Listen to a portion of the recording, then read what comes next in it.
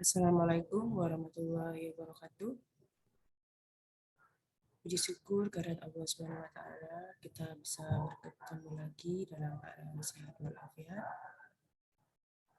Anak-anakku, pada pertemuan hari ini saya Ibu Fitriya Nur, pengampu mata pelajaran Bahasa Indonesia kelas 9, akan membacakan kompetensi-kompetensi dasar Bahasa Indonesia yang perlu kita pelajari selama semester ganjil.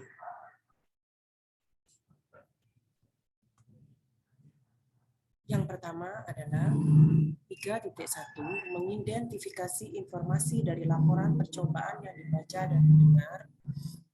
Percobaan sederhana pada makanan dan lain-lain. 4.1 menyimpulkan tujuan, bahan, alat langkah, dan hasil dalam laporan percobaan yang didengar dan dibaca. 3.2 menelaah struktur dan kebahasaan dari teks laporan percobaan yang didengar atau dibaca. Percobaan sederhana untuk mendeteksi zat berbahaya pada makanan, adanya vitamin pada makanan, dan lain-lain. 4.2 menyajikan tujuan, bahan, alat langkah, dan hasil dalam laporan percobaan secara tulis dan lisan dengan memperhatikan kelengkapan data, struktur, aspek, kebahasaan, dan lisan. 3.3 mengidentifikasi gagasan, pikiran, pandangan, arahan, atau pesan dan pidato persuasif tentang persoalan aktual yang didengar dan dibaca. 4.3 menyimpulkan gagasan, pandangan, arahan, atau pesan dalam pidato, lingkungan hidup sosial, keragaman budaya yang didengar atau dibaca. 3.4 menelaah struktur dan ciri kebahasaan pidato persuasif tentang persoalan aktual yang didengar dan dibaca. 4.4 menuangkan gagasan, pikiran, arahan, dan pesan dalam pidato, lingkungan pidato, kondisi sosial, dan atau keragaman budaya secara lisan atau tulis dengan memperhatikan struktur dan kebahasaan. 3.5 mengidentifikasi unsur pembangun karya sastra dalam teks cerita pendek yang dibaca atau didengar.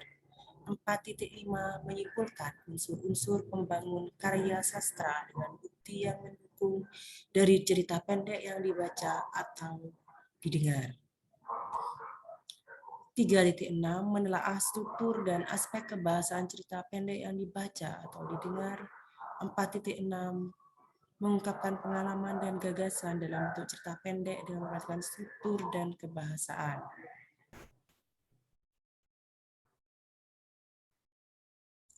3.7 mengidentifikasi informasi berupa kritik, sanggahan, atau pujian dari tanggapan lingkungan hidup, kondisi sosial, dan atau keragaman budaya yang didengar dan atau dibaca. 4.7 menyimpulkan isi teks tanggapan berupa kritik, sanggahan, atau pujian mengenai lingkungan hidup, kondisi sosial, dan keragaman budaya yang didengar dan dibaca. Dan yang terakhir 3.8 menelaah struktur dan kebahasaan dari teks tanggapan lingkungan hidup, kondisi sosial, atau keragaman budaya berupa kritik, sanggahan, dan pujian yang didengar dan kritik yang dibaca. 4.8 mengungkapkan kritik, sanggahan, dan pujian bentuk teks tanggapan secara lisan dan atau tulis dengan memperhatikan struktur dan nah itulah kompetensi dasar yang harus kalian pelajari di kelas 9 ini. Saya mohon maaf, kita bertemu lagi pada pertemuan yang akan datang dengan materi yang terbaru. Demikian dari saya, kurang lebihnya saya mohon maaf. Assalamualaikum warahmatullahi wabarakatuh.